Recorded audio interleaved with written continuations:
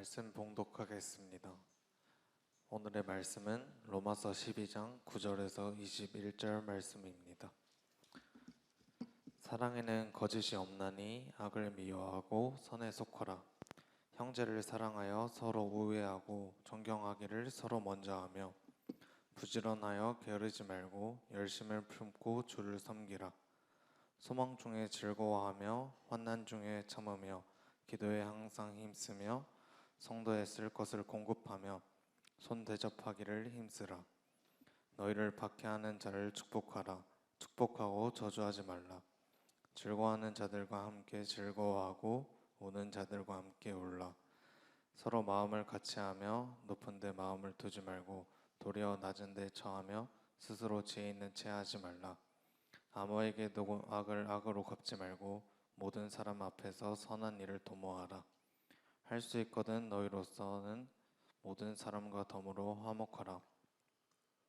내 사랑하는 자들아, 너희가 친히 원수를 갚지 말고 하느님의 진노하심에 맡기라. 기록되었으되 원수 갚는 것이 내게 있으니 내게 갚으리라고 주께서 말씀하시니라. 내 원수가 줄이거든 먹이고 목마르거든 마시게 하라. 그리함으로 내가 숯불에 그 머리에 쌓아 놓으리라. 악에게 지지 말고 선으로 악을 이기라. 아멘. 주일 채플 자리에 오신 여러분을 환영하고 축복합니다. 어떻게 한 주간의 삶 속에 승리하셨나요? 네, 또 평안하셨나요?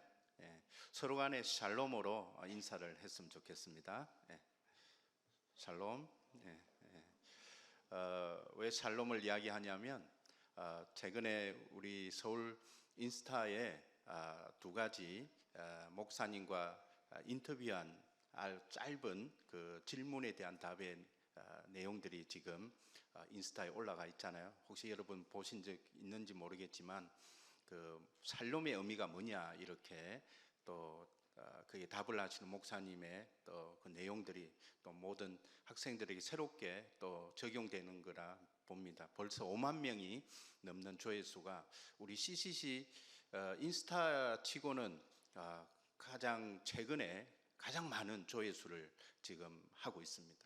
5만 명이 넘었고요. 최근에 이번 주 또 올렸던 이제 3말 4초 저는 처음 들었는데 저는 그것과 관계없이 좋은 관계들이 많았기 때문에 어쨌든 3말 4초의 영역도 벌써 15,000명이 넘어서 계속적으로 기록을 만들어 가고 있는 것 같습니다. 어쨌든 좋은 우리 서울 CCC 인스타의 다양한 이러한 내용들을 통해서 우리가 더욱더 건강한 영적 공동체로서 나가지 않나 생각이 듭니다. 금방 아까 우리 최시우 순장이 통일에 관련된 기도를 하면서 참 저도 그 부분에 최근에 많은 마음들을 어쨌든 가지고 있고 갈수록 70년이 흘러가는 이 시간 속에 아직도 남북 간의 관계는 진전이 없고 평행선을 달려가는 이러한 모습들이 너무나 마음이 안타깝고 그 과정 속에 미래의 세대는 그 통일에 대한 의식은 점점점 줄어들어가고 언제 북한이 존재했는지 모르게 우리의 삶 속에 그냥 묻혀 있지 않나 생각이 듭니다. 그래서 미리 광고를 하나 하자면 다음 달 서울지구 연합채플은 통일채플로 드립니다. 이미 제가 1년 전부터 기획을 해놓고 준비를 했던 채플의 시간입니다. 그래서 NK 사역에 관련돼서 우리가 좀 더 깊이 있게 이해하고 또 함께 마음을 품고 통일을 위해서 기도하는 그런 시간을 다음 달에 가지려고 하니까 준비된 마음으로 참석하면 좋겠습니다. 우리는 어떤 영적 공동체로 성장해야 하는가라는 질문으로 지난주 제가 그 출발을 로마서를 가지고 시작을 했습니다. 그때 그 출발이 복음을 이해하고 복음으로 변화된 새로운 관계에서 출발해야 된다고 말씀을 나누었습니다. 그래서 사실은 로마서의 12장에 그리고 13장, 14장에 이르는 이런 전반적인 내용들은 새롭게 변화된 공동체 안에서 주어지는 관계십에 관련된 내용들입니다. 먼저는 하나님과의 관계에서 나는 어떠해야 되는가, 그 다음에 나 자신과의 관계는 어떠해야 되는가, 또 나와 함께하는 타인과의 관계는 어떠해야 되는가, 그리고 우리의 주변의 사회, 국가와의 관계 속에서는 어떠해야 되는가에 대해서 로마서 12장부터 계속 그 관계십에 대한 내용들을 우리에게 말씀해주고 있습니다. 그래서 지난주에 그 첫 번째 내용으로 우리 몸을 거룩한 산제사로 드릴 것에 대해서 제가 말씀을 나누었습니다. 이것은 바로 우리가 영적 공동체를 이루어가는 과정에서 하나님과의 관계 설정을 의미하고 있는 것이죠. 그래서 저에게 사실은 이걸 준비하는 과정 속에 가장 기뻤고, 저도 이 묵상하는 과정 가운데 참 감사했던 것은 제가 지난주 강조했던 내용 중에 제물에 관련된 이 제사, 거룩한 산 제물로 드리라, 또는 거룩한 산 제사로 드리라 해서 이 제물은 제사와 연결되어 있어서 제사에 관련된 내용입니다.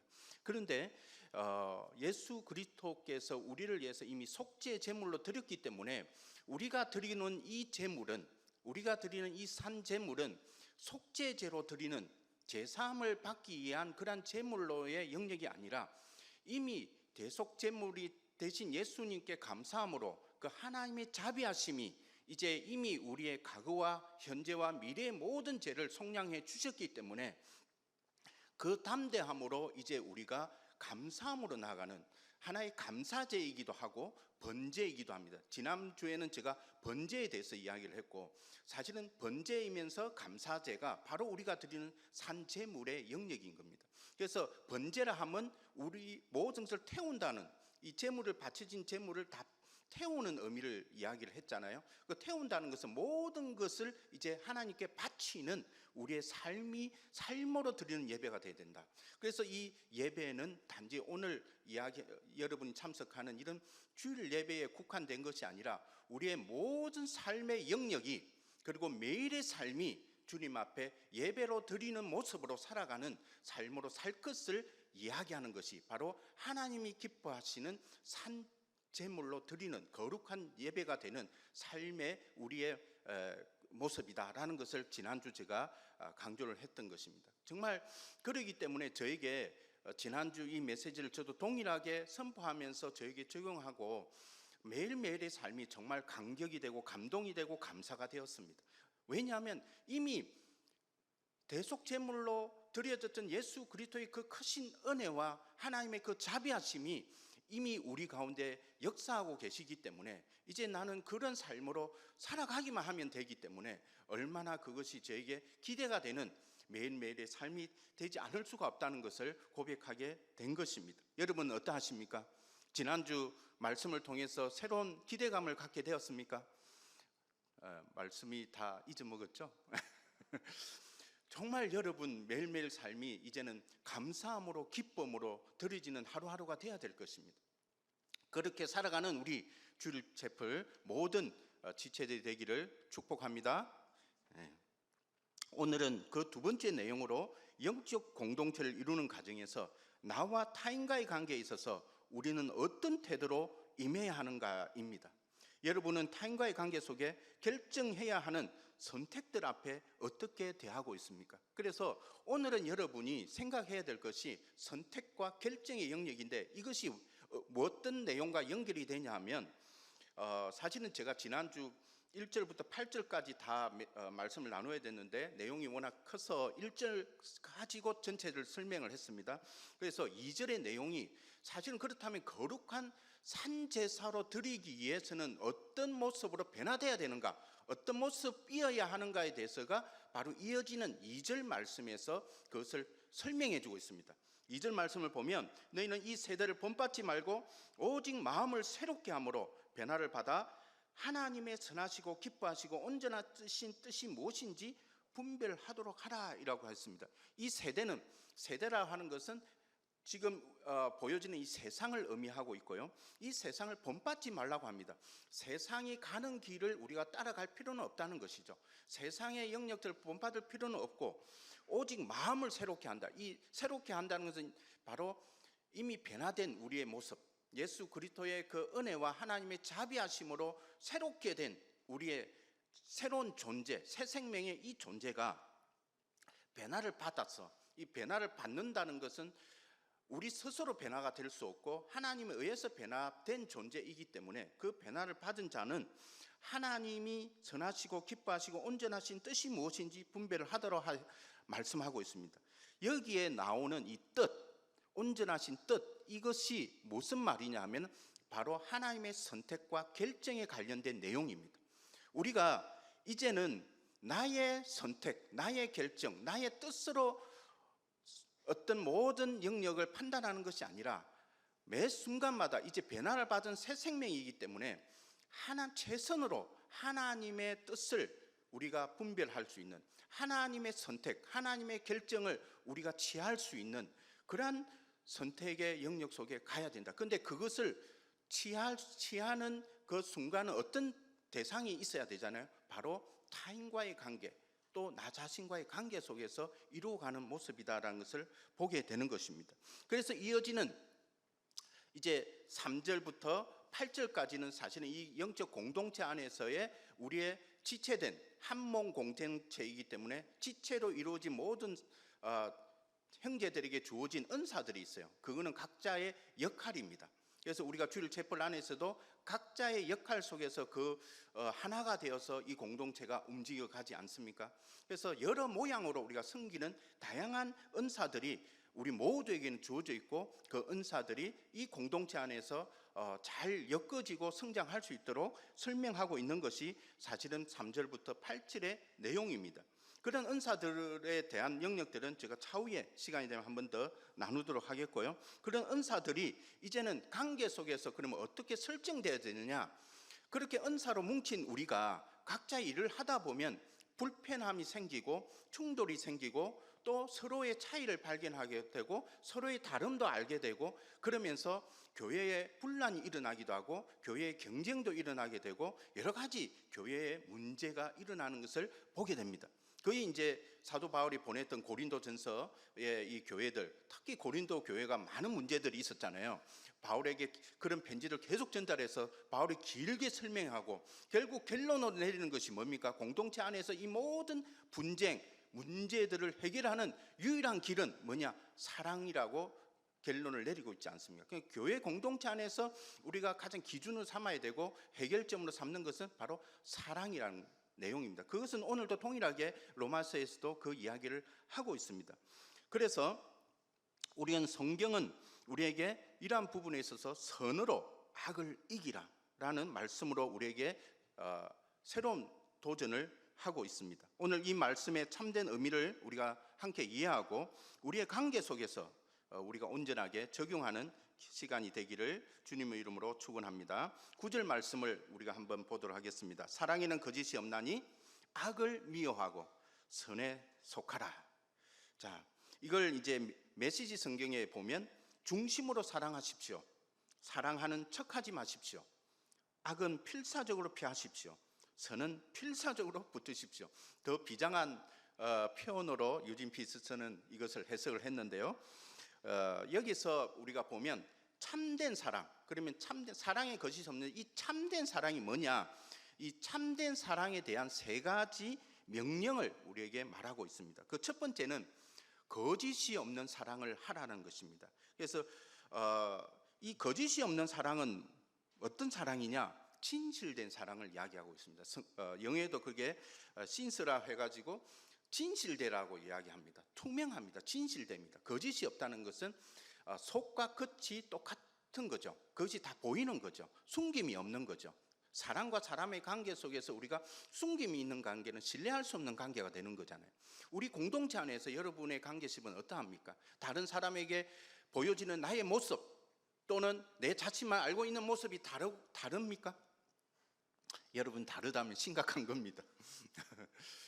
그럼 우리가 교회 안에서는 투명할 수 있어야 됩니다. 왜 투명해야 됩니까? 왜 진실돼야 됩니까? 이미 우리의 존재는 예수 그리스도 안에서 또는 하나님 앞에서 우리는 다 투명한 존재가 되었기 때문입니다.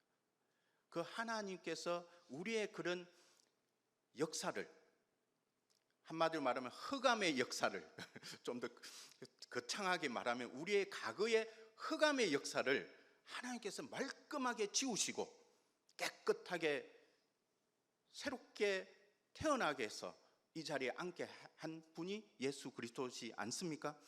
그 깨끗하게 한 것에 또 뭔가를 덧입힐 필요는 없다. 더 이상 가릴 것이 없다. 하나님 앞에 더 이상 내가 가릴 것은 어떤 것도 없다는 것을 인정할 때 우리는 투명할 수가 있는 것입니다. 계속 내가 가리고자 하는 것은 결과적으로 또 하나의 의를, 기준을 내 나름대로 만들면서 나 자신의 율법을 사람들 앞에 가지게 되는 것입니다. 마스크를 쓰는 겁니다. 더 이상 마스크를 쓰지 마십시오. 관계에 있어서 마스크를 벗을 필요가 있습니다. 마스크는 때로는 다른 사람에게 가리고 싶은 것들을 위해서 내가 쓰잖아요. 사람과의 관계 속에서도 일반적으로 그렇게 하기가 쉽습니다. 보여지는 모습, 그리고 나의 내면적인 모습이 차이가 있다면 그 차이를 줄여야 됩니다. 그리고 그 차이를 탈피할 수 있어야 됩니다. 그것을 벗어날 수 있어야 됩니다. 그래야 이것이 복음이 말하는 우리가 자유함을 가지게 되는 것입니다. 율법 속에 거하지 않고 예수 그리스도의 사랑 가운데 거할 수 있는 존재가 되는 것입니다. 그 사랑에는, 예수 그리스도께서 우리에게 심어주신 사랑 안에는 그런 거짓이 없다는 것입니다. 진실하다는 것입니다. 투명한 것입니다. 더 이상 가릴 필요가 없습니다. 더 이상 불안할 필요가 없습니다. 있는 그대로의 모습을 여러분 보여주는 역사가 있기를 바랍니다. 최근에 TV에 그런 드라마도 있었죠.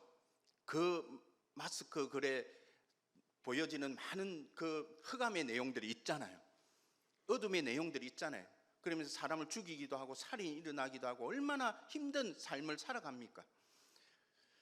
자, 그래서 중심으로 그 대신 거짓이 없는 사람은, 그러기 때문에 이제 우리의 내면이 외면과 같기 때문에 우리의 내면 안에서 나오는 사랑을 할 수가 있는 것입니다. 중심으로 상대방을 사랑할 수 있는 것입니다. 사랑한 척 하지 말라는 것입니다. 거짓이 없나니의 헬라어는 아니포 크리스토스라는 말로서 위선적이지 않다는 것입니다. 다시 말해서 우리가 사람들 간의 이러한 관계에 있어서 진실해야 된다. 우리는 때때로 사람들을 배려하는 행동이 우리의 행동 속에서도 어떤 때는 가시적이거나 위선적일 수가 있습니다. 이 모든 것들을 우리가 벗어날 수 있을 때 참된 사랑을 할 수가 있고 진실된 사랑을 할 수 있다고 말할 수 있는 것입니다. 두 번째는 악을 미워하고 선에 속하라는 것입니다.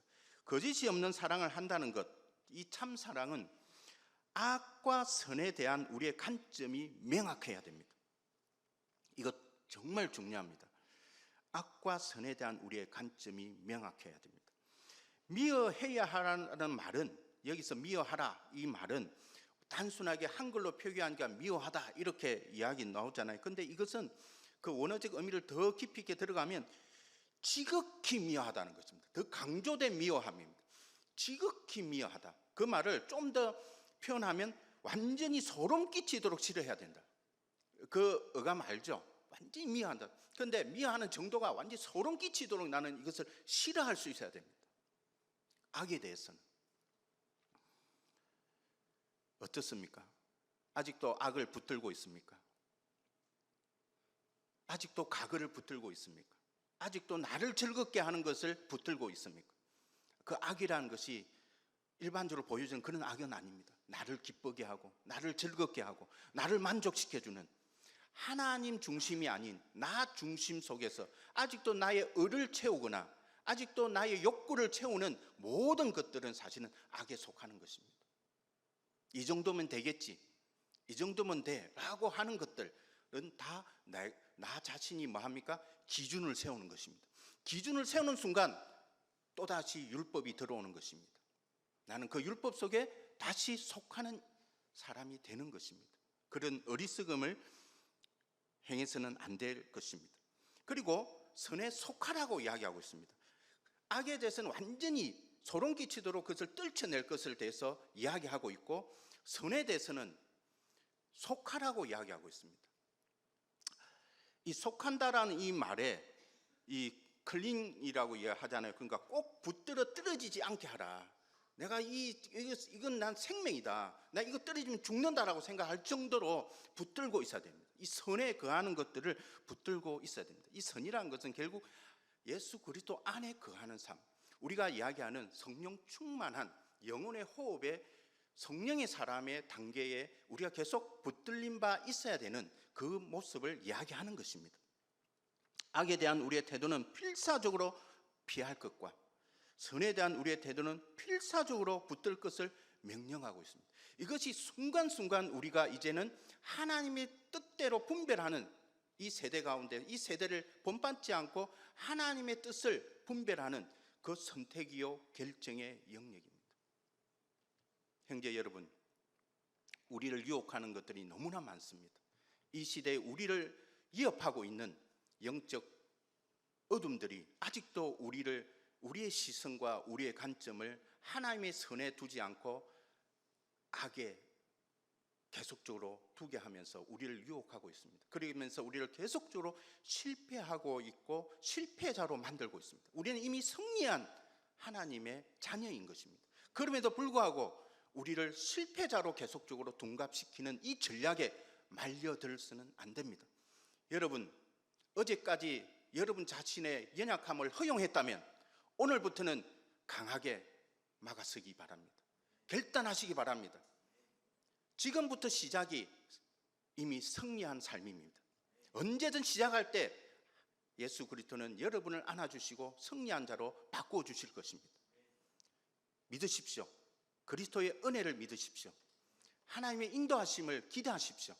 그럴 때 여러분은 매일의 삶이 승리한 삶으로 바뀌게 될 것이고 더욱 성장하는 그러한 하나님의 자녀가 될 것입니다. 왜 이렇게 강하게 제가 말을 하고 있을까요? 그리고 이 본문에서는 이걸 이렇게 이야기를 할까요? 우리는 종종 누군가를 사랑할 때 선과 악에 대한 우리의 관점이 흐려지기 때문입니다.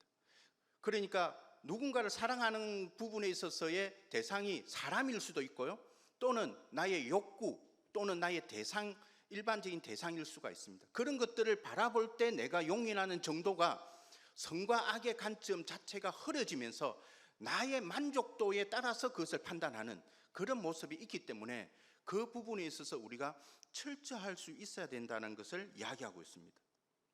사랑의 대상이 결코 우상이 되어서는 안 된다는 것입니다. 드라마에 자주 등장하는 이런 대사가 있잖아요. 그 사람이 나를 계속 사랑하게만 할 수 있다면 무엇인들 못하겠는가 하면서 아주 그 잘못된 사랑의 행위들을 하는 드라마의 장면들이 요즘에 많이 나오지 않습니까? 사랑으로 내가 붙들 수만 있다면 죽여서도 내가 가지고 싶다. 이래서 죽여서 시체 가방에 둬서 냉장고에 넣어서라도 가지고 싶은 사랑, 잘못된 사랑이잖아요. 요즘에 노는 이 TV 드라마의 이 표현력은 우리가 상상한 이상의 영역으로 작가들이 설정을 하고 있습니다. 놀래고 있습니다. 어쨌든 그러한 잘못된 관점이 우리 가운데 계속적으로 팽배할 수 있다는 것입니다. 성경은 이렇게 참된 사랑의 본질적 의미를 이렇게 명령하고 우리로 어떻게 영적 공동체의 사람들을 사랑해야 하는지에 이어지는 말씀에서 그 관계적 길을 이제 새롭게 제시하고 있습니다. 이렇게 단호한 입장, 단호한 우리의 태도 속에서 이제는 우리와 함께하는 타인과의 관계 속에 우리가 어떻게 발전해 가야 될 것인가에 대해서 10절부터 말씀을 이어가고 있습니다. 10절 말씀 나누겠습니다. 형제를 사랑하여 서로 우애하고. 여기서 나오는 첫 번째 참된 사랑은 가족과 같은 혈연 관계적 사랑을 하라는 것입니다. 그래서 우리가 교회에 들어오면, 이 공동체에 들어오면 순장님이라고 이야기하지만 형제님, 자매님, 일반 교회에서는 형제님, 자매님으로 이야기하지 않습니까? 그래서 우리가 그리스도를 영접하게 되면 우리가 먼저 어떻게 합니까? 악수를 청하면서 지금부터 당신 나의 형제입니다. 지금부터 당신 나의 자매입니다. 닭 잘 돋죠? 처음에 들었을 때. 근데 저는 좀 그랬어요.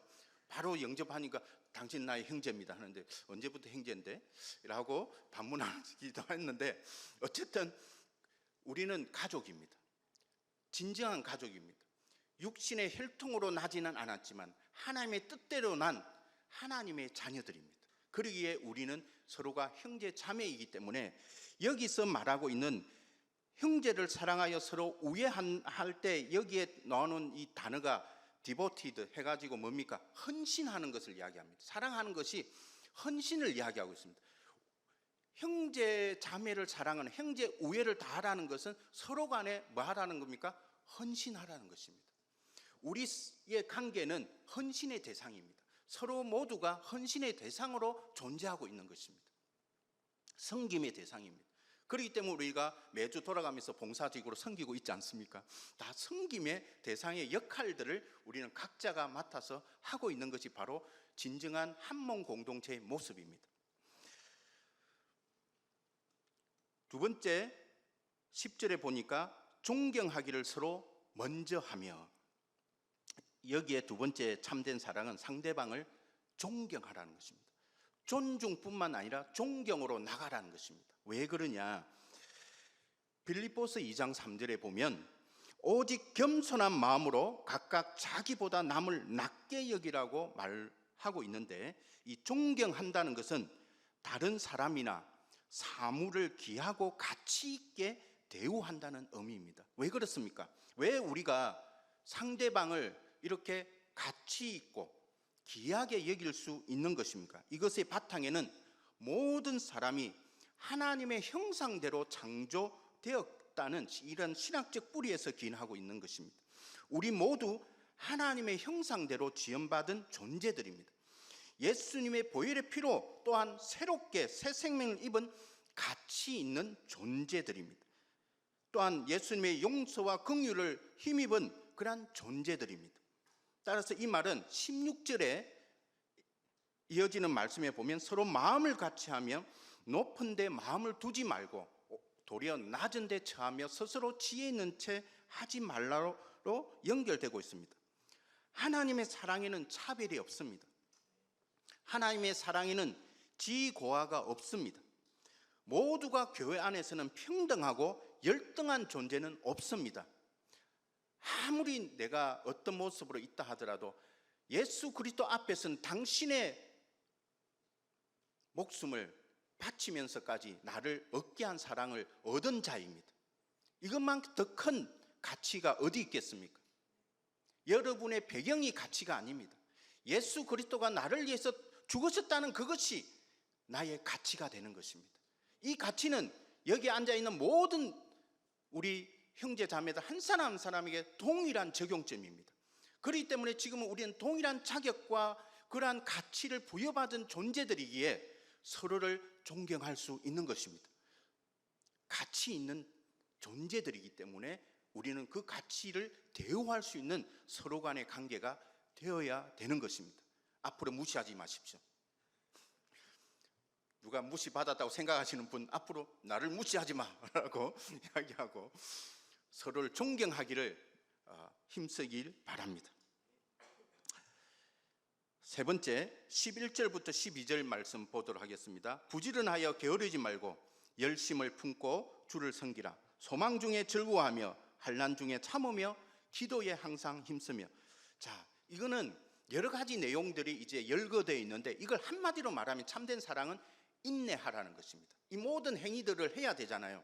그러니까 교회 안에서는 이 모든 것들을 인내하면서 열매를 맺을 것을 이야기를 하고 있습니다. 참된 사랑은 인내하라는 것입니다.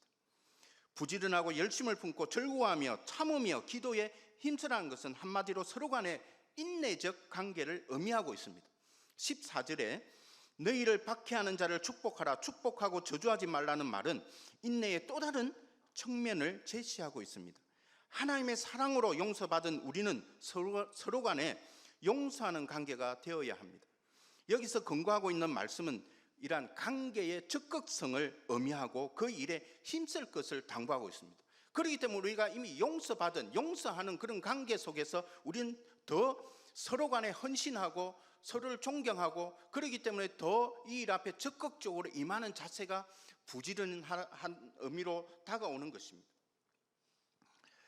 C.S. 루이스의 말에 이런 말이 있습니다. 우리의 마음이 상처받지 않을 유일한 방법은 뭐겠습니까? 누구에게도 마음을 주지 않는 것이다. 역설적으로 그렇게 이야기를 합니다. 그러나 그리스도인은 진실되고 참된 사랑을 하는 관계이기에 상처를 숨길 수 없는 관계이고 상처를 드러내며 품으며 서로 간의 하의를 넘어서는 같은 소망의 관계로 나아갈 수가 있습니다. 우리 공동체가 서로의 상처 또는 나의 상처를 고백했을 때 온전하게 그것을 받을 수 있고 안을 수 있고 공감할 수 있는 공동체가 되었으면 좋겠습니다. 그래서 우리 주변에 우리들 교회가 있잖아요. 우리들 교회의 가장 그 핵심이 뭡니까? 그런 고백들을 정기적으로 할지라도 서로가 그것을 공감해주고 안아주고 받아주는 그런 참된 공동체이기 때문에 그 공동체가 자라가는 것을 보게 되는 것입니다. 우리 공동체 안에서도 그러한 모습으로 서 있을 수 있어야 되겠습니다. 네 번째 13절과 15절 말씀입니다. 성도들의 쓸 것을 공급하며 손 대접하기를 힘쓰라. 즐거워하는 자들과 함께 즐거워하고 우는 자들과 함께 울라. 이건 또 이어지는 말씀 중에 하나인데요. 네 번째는 참된 사랑은 감정과 행동이 동반되어야 된다는 것입니다. 감정과 행동이 동반되어야 된다. 즉 우리는 다른 사람들과 공감하도록 부름받은 존재입니다. 교회 공동체는 서로 간의 필요에 민감하게 반응할 수 있고 그 필요를 채우는데 주저하지 말아야 됩니다. 왜 그렇습니까? 우리가 형제 자매라고 했잖아요. 형제 자매에게 어떻게 하라 했습니까? 헌신하라 하지 않았습니까? 그렇기 때문에 형제 자매의 필요를 보고 필요에 응답하지 않는 것은 우리의 도리를 다하는 모습은 아니다는 것입니다. 그 필요에 반응할 수 있어야 되겠습니다.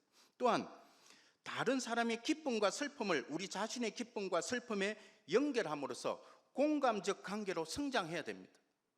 그래서 우리가 한국 문화는 참 좋은 문화를 갖고 있잖아요. 경조사에 관련돼서는 적극적으로 반응하잖아요. 어떤 자기의 체면을 세우기보다는 정말 내가 기뻐하는 대상과 함께 기뻐하고 내가 슬퍼하는 대상과 함께 슬퍼할 수 있는 그런 관계, 정말 그것이 교회 안에서 보여지는 참된 공동체의 모습이기도 하기 때문에 우리 사회 속에 녹아져 있는 이러한 조문이나 또는 우리가 축하의 자리에 가는 것은 너무나 필요한 영역이다. 그래서 여러분이 할 수만 있다면 그러한 축하의 자리 또는 위로를 할 수 있는 조문의 자리에는 적극적으로 가시기 바랍니다. 그래야 할 때 참된 행제가 더 돈독해지고 깊어질 수가 있습니다. 지난주 박 목사님 어머니께서 돌아가셔서 3일장을 저희들이 책임 간사님들이 같이 함께 시간을 보냈습니다. 토요일 날에 돌아가셔서 월요일 날에 발인을 해서 전남 무안까지 장지까지 다녀왔는데 월요일 11시에 저는 돌아왔습니다. 어쨌든 3일 내에 그 빈소를 지키면서 박 목사님 위로하고 가족들을 위로하는 시간들 속에 참 제게 기쁨이 되었습니다. 한편으로 이렇게 내가 섬길 수 있다는 것이 참 은혜가 되었습니다. 누군가에게 위로가 되고 또한 누군가를 도울 수 있다는 것은 우리에게 축복입니다. 은혜인 것입니다.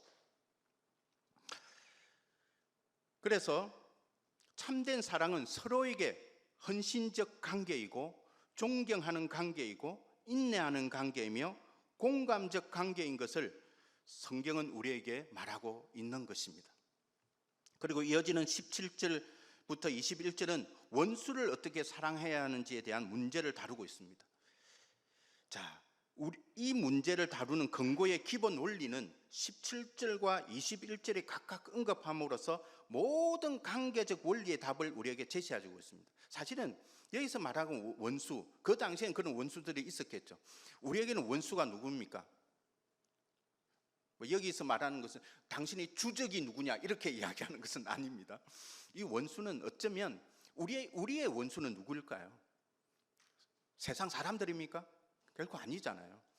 그러니까 나와 반대되는 입장을 가진 사람들이 아닐까? 어쩌면 그러게 내가 그 원수라고 말할 수 있는 나와 대적돼 있는, 그러니까 어쩌면 이거는 원래는 원수는 대외적 관계의 영역 속에 속하지만 우리에게 적용해 보면 우리 공동체 안에서 나와 결이 다른 사람, 나와 반대되는 사람, 나와 갈등이 있어서 약간의 헤어짐이 있는 관계, 이런 사람들 모두가 원수적 관계는 아닐까 생각을 해봅니다.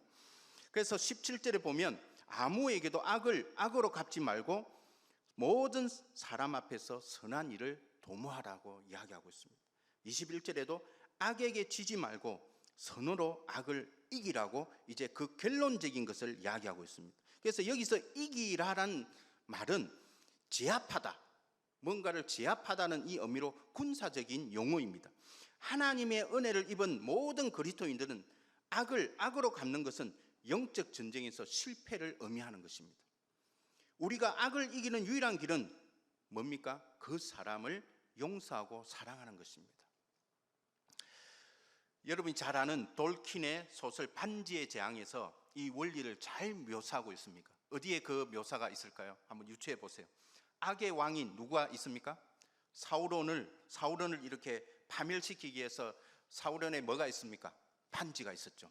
그런데 이 반지를 사용한 선한 사람들이 어떻게 다 됐습니까? 그 과정에서 하나같이 악이 되어버렸습니다. 역설적이죠. 잘못 쟁취한 승리가 모두 헛것이 된 셈입니다. 따라서 악을 이기는 방법은 악과 악을 행한 사람을 구분하는 것입니다. 예수님의 목표는 뭡니까? 용서하고 사랑하는 데 있습니다. 그런 의미에서 예수님도 원수를 사랑하라고 말하고 있습니다. 그렇기 때문에 우리의 이 관계 속에 비록 나와 반대되고 나와 결이 좀 다르고 나의 정서와 좀 힘든 그런 대상이 있다 하더라도 우리가 거기에 선을 품어야지 악을 품어서는 안 된다는 것입니다. 그리고 할 수만 있다면 모두와 화목하는 그러한 기준을 가지고 이 공동체 속에서 관계십을 넓혀가야 될 것입니다. 그래서 악을 이기는 비결은 이러합니다. 첫 번째, 악의를 가진 사람을 피하지 말라는 것입니다. 그래서 악의를 가진 사람을 피하지 말라. 악을 이기는 비결입니다. 첫 번째. 그래서 18절에 보니까 할 수 있거든 너희로서는 모든 사람과 더불어 화목하라. 우리는 누군가가 잘못됐을 때 관계에 있어서 어떠한 경향을 가지고 있습니까? 회피하는 경향이 있습니다. 그러나 악을 피하는 것이 결코 악을 이기는 방법이 아닙니다. 이것은 또 다른 형태의 보복입니다. 관계의 단절을 가져다 주는 결과를 낳기 때문입니다. 한 몸 공동체에서 지체와의 분리를 이야기하고 있습니다. 20절에 내 원수가 줄이거든 먹이고 목마르거든 마시게 해라. 이거는 더 적극적인 표현을 이야기하고 있습니다. 말과 행동으로 능동적으로 사랑을 표현하라는 것입니다. 이것은 비록 악의를 가진 사람일지라도 그 사람에게 정중하고 친절하게 말하고 행동하라는 것입니다. 우리는 나아가 사력 있게 그들의 필요를 돕고 채우는 사랑을 표현해야 됩니다. 왜 그렇습니까? 아까 제가 전반부에 뭐라고 했습니까? 형제를 존경하라고 했잖아요. 그 존경의 기준이 나로부터 출발이 아니잖아요. 누구로부터 출발입니까? 예수 그리스도의 용서하심으로 출발하였고 예수 그리스도의 피 흘림으로부터 출발하는 것입니다. 그렇기 때문에 우리가 사랑을 표현할 수 있어야 된다는 것입니다. 세 번째는 결코 안갚음을 하지 않아야 된다고 말하고 있습니다. 19절에 보니까 내 사랑하는 자들아 너희가 친히 원수를 갚지 말고 하나님의 진노하심에 맡기라고 이야기하고 있습니다. 그렇다고 악을 허용하라는 의미는 아닙니다. 우리가 그것을 지혜롭게 선을 행함으로써 악으로부터 분리될 수 있는 것입니다. 좀 더 사회적 악에 대한 대항에 대해서 항거했던 한 인물을 소개하겠습니다. 엘사바도르의 대주교, 이전에 한번 제가 언급했던 오스카 로메오는 군부 독재 시대를 살아가는 약자들을 도우면서 사랑은 반드시 이긴다, 사랑은 그리스도인의 복수입니다라고 선포하면서 비폭력적 항거 운동을 펼침으로써 이 시대에 그리스도인의 참된 사랑을 실천한 자로 가톨릭은 그를 성자로 추대했습니다. 이렇게 이야기합니다. 지치지 말고 사랑을 선포합시다. 사랑은 세상을 이기는 힘입니다. 우리 눈앞에서 폭력의 물결이 그리스도인의 사랑의 불을 몰아낸다 하더라도 사랑은 반드시 이깁니다. 이길 수밖에 없습니다 라고 외치다가 암살당해서 생을 마감하게 된 것입니다.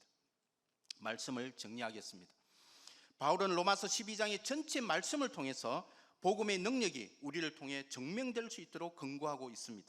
그 복음의 능력이 단지 내 개인의 변화를 이끄는 것으로 그치지 않고 공동체를 세우게 하고 공동체 내의 사람들과 공동체 외의 사람들까지도 하나님의 자비하심과 그리스도의 은혜를 힘이 있게 하고 있습니다.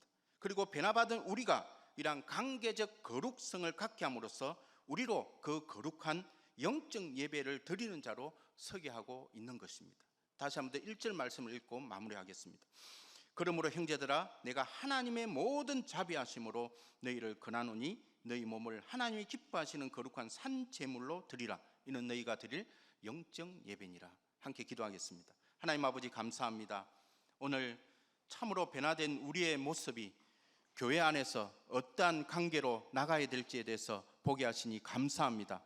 참으로 우리가 선으로 악을 이겨가는 하나님의 뜻을 온전히 분별하여서 이 세상에서 넉넉하게 승리하는 저희들이 될 수 있도록 축복하시고 인도하여 주시옵소서. 그래서 저희의 영적 공동체가 주님 안에서 더욱 건강하게 성장하고 서로를 존경하고 서로에게 헌신하며 정말 사랑을 다하는 온전한 공동체가 될 수 있도록 인도하여 주시옵소서. 감사하며 우리 주 예수 그리스도 이름으로 기도드립니다. 아멘.